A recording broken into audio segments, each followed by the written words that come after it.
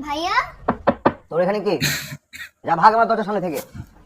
আমারও ইচ্ছে করছে এখন ঘরে গিয়ে দরজা বন্ধ করে দেই, কিন্তু মা তোকে ডাকতে পাঠালো, তাই ডাকতে এলাম। তুই কিন্তু ভুলেও এই ঘর থেকে এক পাও বের হবি না। বের হলেই কিন্তু অপরিচিত মেয়েকে তোর গলায় ঝুলিয়ে দেবে।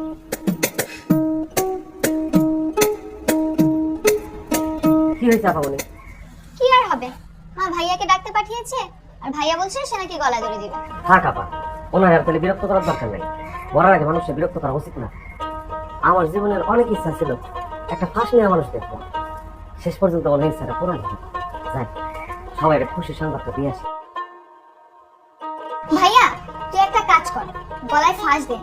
আমাদের কবুল মিয়া নাকি কখনো গলায় ফাঁস দেয়া দেখেনি। আমি কি করবো সেটা আমি ভালো করে জানি। তুই আমাকে বিরক্ত করছিস কেন? যা ভাগ দরজার সামনে থেকে। তুই দরজা নিচ দিয়ে আমাকে 100 টাকা দে, আমার লাগবে।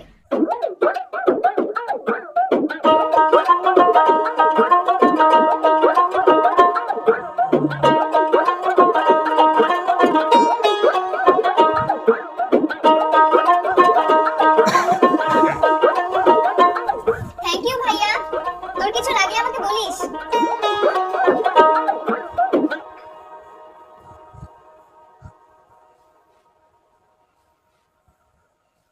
খালা, কমল ভাই তো ফ্যানে মোটা একটা দড়ি ঝুলাইছে, উনি নাকি গলায় ফাঁস দিবে। দেখ, এমন ছেলের গলায় ফাঁস দেওয়া উচিত। কি বলতেছেন? গলায় ফাঁস দিলে তো উনি বাঁচবে না, মরে যাবে। যাক, মরে যাক।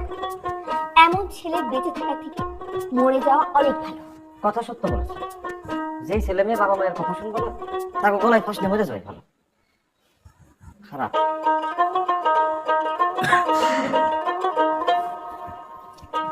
তোমার ছেলে নাকি আর জীবনও দরজা খুলবে না। কবুল, বড় গেট থেকে একটা বড় তালা এনে কমলের দরজার সামনে আয়, আমি আসছি। ছেলেটা বিয়ে করতে চাচ্ছে না, কি দরকার এত প্রেশার দেওয়ার? তুমি চুপ করো। তুমি যেমন গাধা ছিলে, তোমার ছেলে মেয়েগুলোও তেমনই গাধা হয়েছে।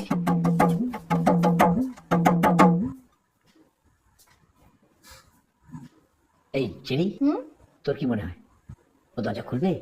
আমার মনে হয় না ভাইয়া আর দরজা খুলবে। আমিও বিয়ের আগে এমনই করেছিলাম। কি করেছিলে? দরজা বন্ধ?